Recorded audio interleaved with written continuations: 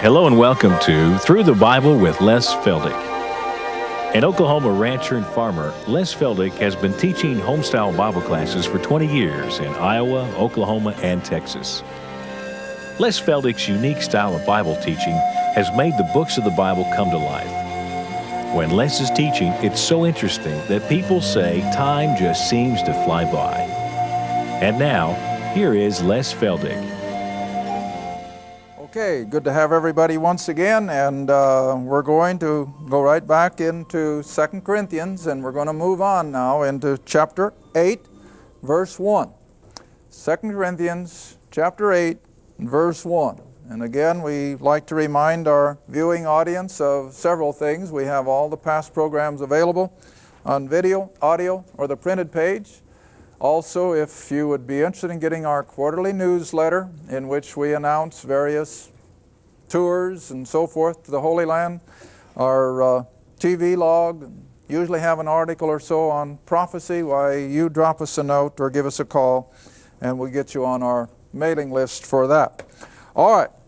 This is a Bible study program, and I can always tell people I don't preach at people, and fortunately this is the way people are receiving it. I've gotten more letters where someone says, what I like about your program, you don't preach at me. Well, we'll leave that to the preachers and the evangelists, and all we hope to do is just teach the Word, help people to understand what it says, why it says it, to whom it's being spoken. And it makes all the difference in the world, see, because if you go back into the Old Testament and read some of those things and try to apply it today, you're in trouble. I mean, you're in trouble. So what do you have to do? It's still the Word of God, absolutely. But it wasn't written to us. It was written to the Jew under the law. And so this is where we feel that we are reaching so many people who are confused. In fact, I had a lady call one Monday morning after she had seen the program, and she said, now Les, she said, I am confused. I said, well, what's the matter? Well, she said, the sermon Sunday morning was when the rich young ruler came to Jesus and said, what must I do for eternal life? His answer was, keep the commandments. And I said, that's right. Well, she said, then this morning you turned around and said, we're not under the law, we're under grace. She said, isn't that a contradiction? I said, no, it's a change of program. I said, we're not under law. Jesus today would not write to us to keep the commandments. Today, the message is you believe the gospel. And that's not a contradiction. It's a change in God's modus operandi. All right, now in Corinthians, of course, Paul, as we've been stressing over and over for the last several programs, that first in 1 Corinthians, he had to deal with a church full of problems, and he had to address them. He almost felt bad about it, but now within a year, we don't know exactly how much later, but sometime within a year later, he writes this second letter, and it's just a whole different attitude. He's no longer condemning them for things. He is encouraging them. He's exhorting them. He is boasting about them to the other churches up and down Achaia and Macedonia, which were the two areas of Greece, remember. But now he comes to a subject that is still pretty touchy today. He's going to touch their billfold. And so chapters 8 and 9 are totally instructions on Christian grace age giving. Now you have no idea how many phone calls we get where people ask, well, what am I supposed to do? Well, hopefully from these two chapters we'll answer the questions from the Word.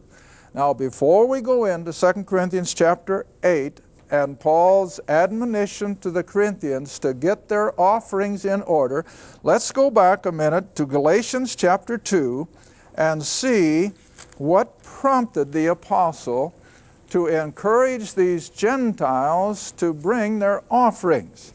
Now, you want to remember, these early churches met in homes. They didn't have full paid pastors as we do now.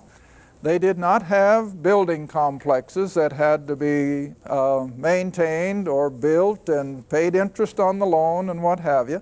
So the economy of these local churches was very limited, but still Paul is admonishing them to give. What was the purpose? All right, Galatians chapter 2, And you'll understand from our past teaching that this is the Jerusalem Council. At about 51 or 52 AD, when the Jewish people at Jerusalem, Peter, James, and John, and the other members of the local Jewish congregation in Jerusalem, had called Paul up to Jerusalem to really settle the issue once and for all that he could no longer tell Gentiles up there at Antioch or in other areas where he had started churches that they could be saved without keeping the law, without practicing circumcision, and so forth.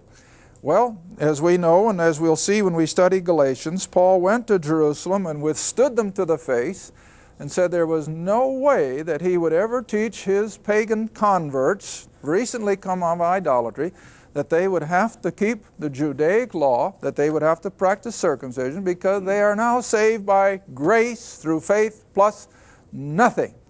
And so they have this great conference, and I imagine it went on a good part of the day, until finally, you remember, Peter, by the work of the Holy Spirit, woke up, realized, now wait a minute, a long time ago, we know it was 12 years before, God sent me to the house of Cornelius, and he showed me that he could save a Gentile.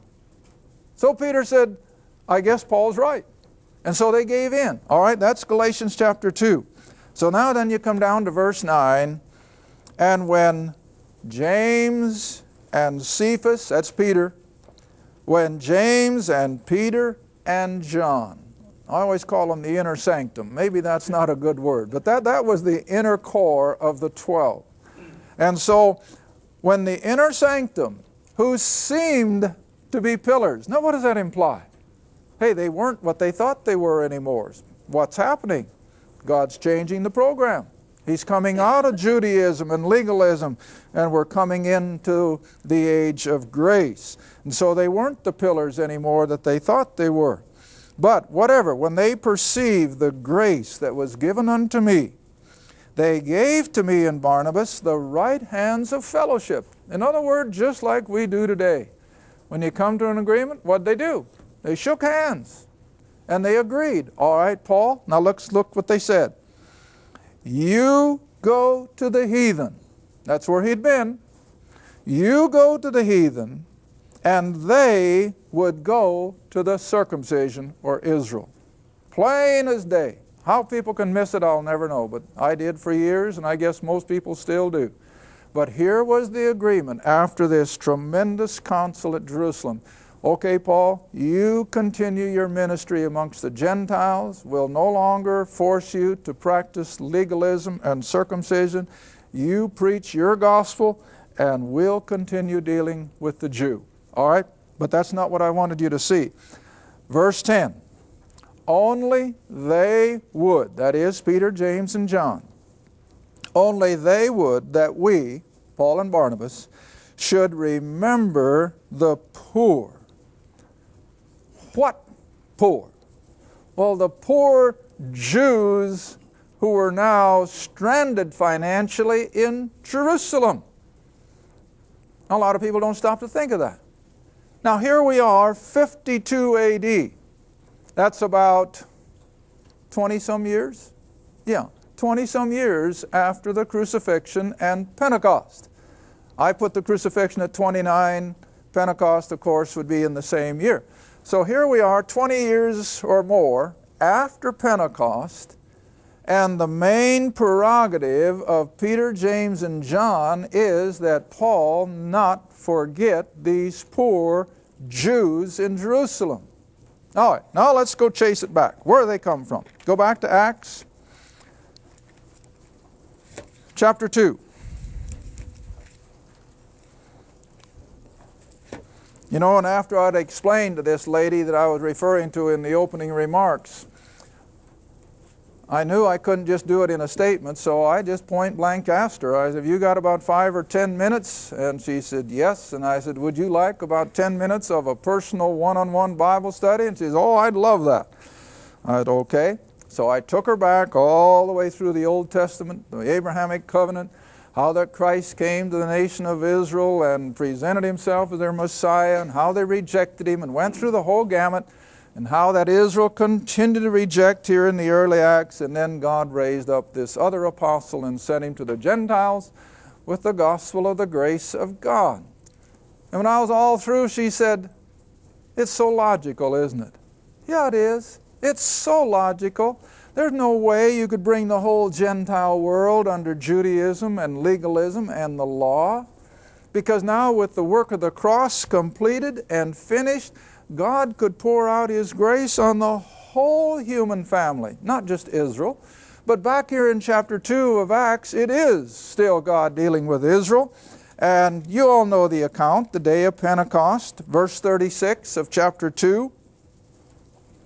Therefore, Peter says, "Let all the house of Israel know assuredly that God hath made that same Jesus whom you crucified, Lord and Christ." See, he's dealing with Israel. All right, now then you come down to verse 42.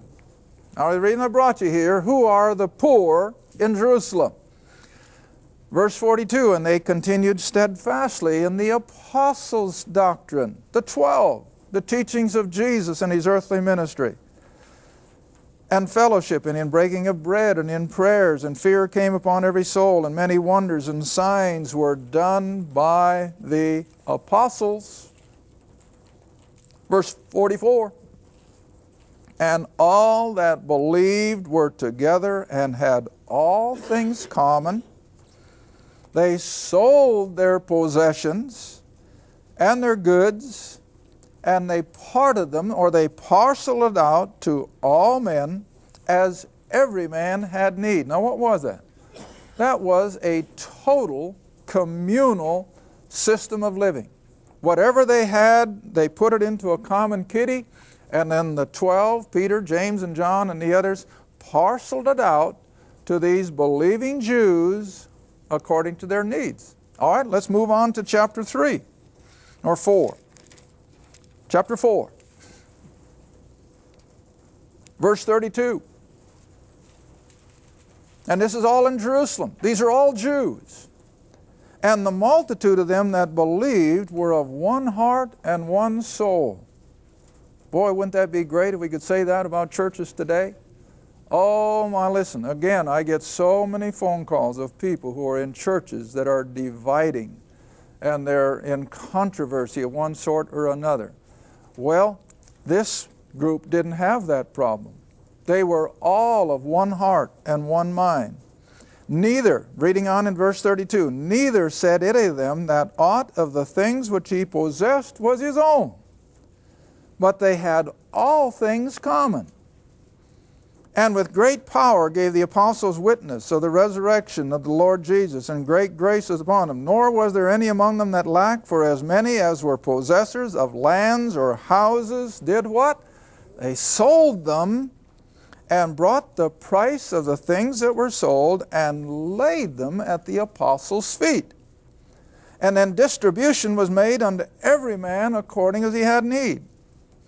Verse 36, "And Jose, who by the apostles was surnamed Barnabas," the same one that ended up helping Paul, "which is being interpreted the son of consolation, who was a Levite, and of the country or the island of Cyprus, having land," on Cyprus of course, "sold it, brought the money, and laid it at the apostles' feet."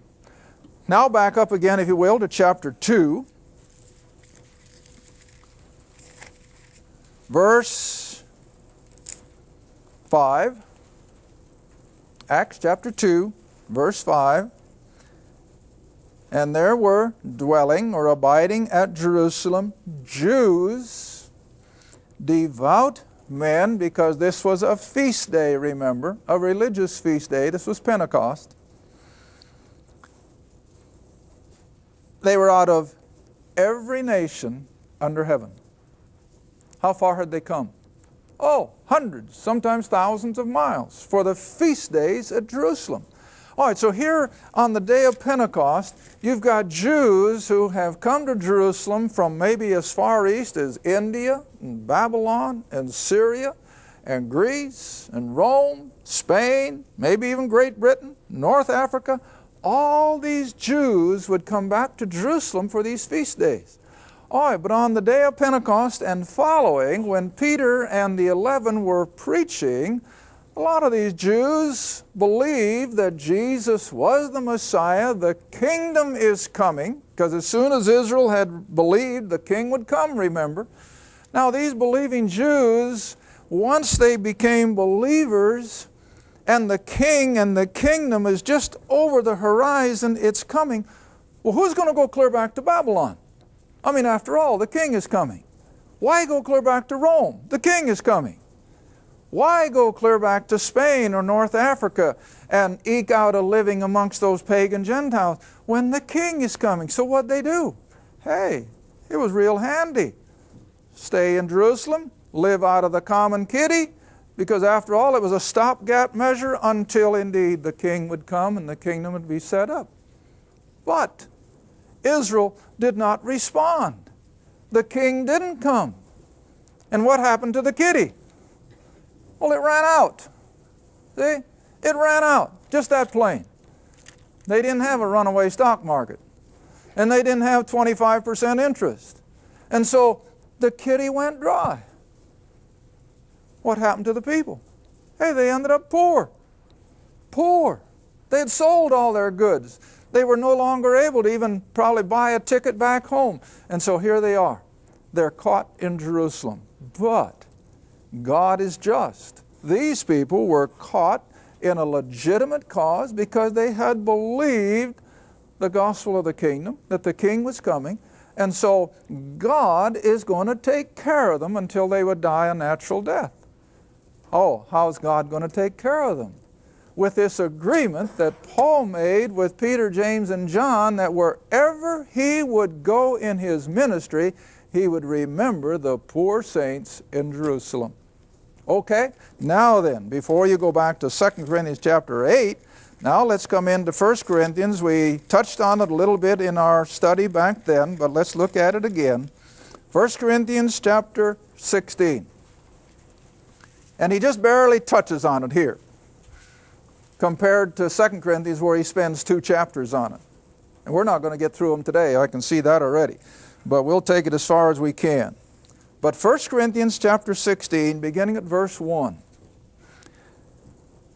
Now he says, concerning the collection for the saints. Well, what saints? Jerusalem saints, see? As I have given order to the churches of Galatia, even so do ye. Upon the first day of the week, let every one of you lay by him in store, as God has prospered, that there be no collections when I come. And when I come, whomsoever you shall approve by your letters, in other words, letters of commendation, them will I send to bring your liberality, your offerings, where? Jerusalem. You see how plain that is? So what God is now laying on the hearts of these Gentile believers is the necessity of those Jewish believers who got caught, you might say, in the fact that the king and the kingdom didn't come, and they were poor, they were destitute. All right, let me take you another one. Go back to Romans. Romans chapter 15. Let's begin at verse 25. Because I'm sure anybody who knows anything of history realizes that at this point in time, there were no mission boards. There were no foreign missionaries to support. There were no huge church plants, as I said in a previous program, to support. And so what was the need? Well, for the local church, there wasn't that much. They were meeting in homes, and they didn't have to pay salaries or anything like that.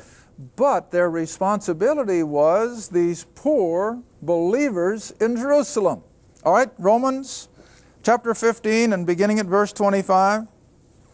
But now, he says, I go unto Jerusalem to minister to the saints. Now, he didn't have a ministry amongst the Jews, so he wasn't talking about preaching to them. So what was his ministry? Financial help. Verse 26, for it hath pleased them of Macedonia and Achaia. Now, this is the same area that his Corinthian letters are dealing with. It hath pleased them of Macedonia and Achaia to make a contribution for the poor saints who are where? At Jerusalem. See how plain it is? It hath pleased them verily, 27, and their debtors they are. In other words, the Greeks in Achaia and Macedonia were not out in left field by giving offerings to these Jews at Jerusalem. That was apropos. That was as God intended it. Why? Here it comes. For if the Gentiles have been made partakers of their, Israel's, spiritual things, then the duty of the Gentile is also to minister unto them, the Jew, in what kind of things? Carnal or material things. See that? Yeah. That was the responsibility. Because, you see, as yet, Israel had not been totally set aside. The temple was still going. Israel was still in the land. And these Jewish believers were destitute, and they didn't have a welfare system. The priesthood of the temple certainly wasn't going to take care of them because they had embraced Jesus of Nazareth, whom these religious leaders, of course, detested. So they were in an island of need. And the only hope they had was the collection from the Gentile believers as it would be sent to Jerusalem. Got that? All right, now then, in light of all that, I suppose my time's about gone, but now chapter 8. Verse 1 again, moreover, brethren, we do you to wit of the grace of God bestowed on the churches of Macedonia. Now, I hope you know your geography. Macedonia is northern Greece. That up right next to Yugoslavia. Achaia was southern Greece, the area around Athens and Corinth and down on the Mediterranean Sea. But all of Greece is mountainous. And whenever you have a rough, mountainous countryside, at least back when most people eked out a living agriculturally, how much material wealth did these people have? None. They were poor themselves, see?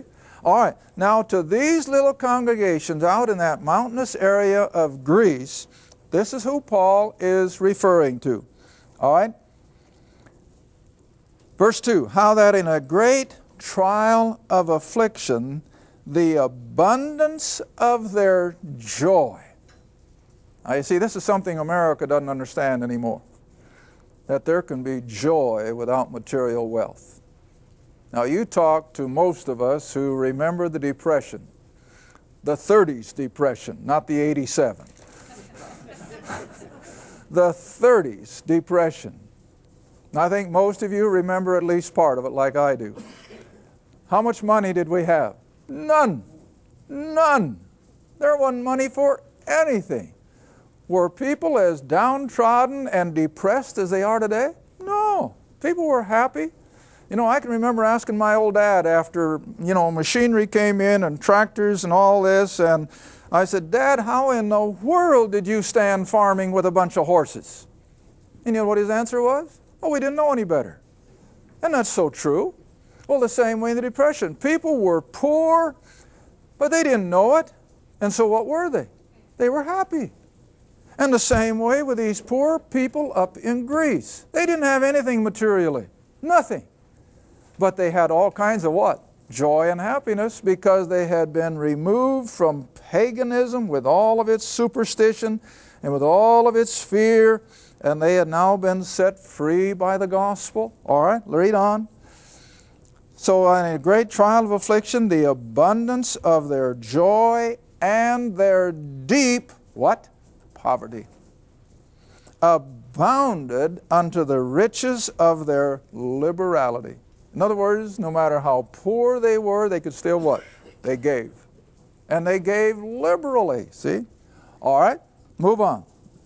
Verse 3. For to their power I bear record Yea, and beyond their power, they were willing of themselves. In other words, Paul or Titus didn't go in there and do a bunch of promoting, arm twisting. All they did was express the need that the Lord was laying on them to give, to help the poor saints in Jerusalem. Verse 4, praying us with much entreaty that we should receive the gift. Do you get that? As poor as these believers were in Greece, they actually begged Paul for the opportunity to give to those saints at Jerusalem. Quite opposite from today, isn't it? Oh, what an opposite. Today, it's just as if people have to twist people's arm, and you got to have a telethon of one sort or another in order to get people to give. But they didn't hear. They almost the other way around. They begged the apostle for the opportunity to take of their offerings, and with much entreaty that we would receive the gift. All right, now verse 4. Continue on. And take upon us the fellowship of the ministering to the saints in Jerusalem. And this they did, not as we hope, but first gave their own selves to the Lord. Now this is where it has to begin, isn't it? It doesn't do a nickel's worth of good for an unbeliever to give to the things of God. God doesn't need it. God doesn't want it. And God can get along just fine without it. Thank you. But listen, He expects the saints to give as He leads them to give. Not with any legal binding, not with any legal ramifications that you will give this, but no, under grace, you give, as we saw in Corinthians, as God has prospered. You give as the Lord lays it on your heart, and not according to a set of rules and regulations. All right, but they gave first themselves to the Lord. In other words, they stepped into God's saving grace. And then they, might you say, opened themselves up to the Apostle Paul and his ministry. And then verse 6, insomuch that we desired Titus that he had begun, so he would finish in you the same grace also. In other words, Titus is picking up the mantle from the Apostle Paul to gather these offerings for the poor saints in Jerusalem. Thank you for watching Through the Bible with Les Feldick, a weekly Bible study. If you would like more information about the Les Feldick Ministries, a Bible study in your area, or about this program, write to Les Feldick Ministries, Route 1, Box 760, Kinta, Oklahoma, 74552. That's Route 1, Box 760, Kinta, Oklahoma, 74552. Through the Bible with Les Feldick is viewer supported, and your gift is appreciated. Thank you, and be sure to tune in next time for Through the Bible with Les Feldick.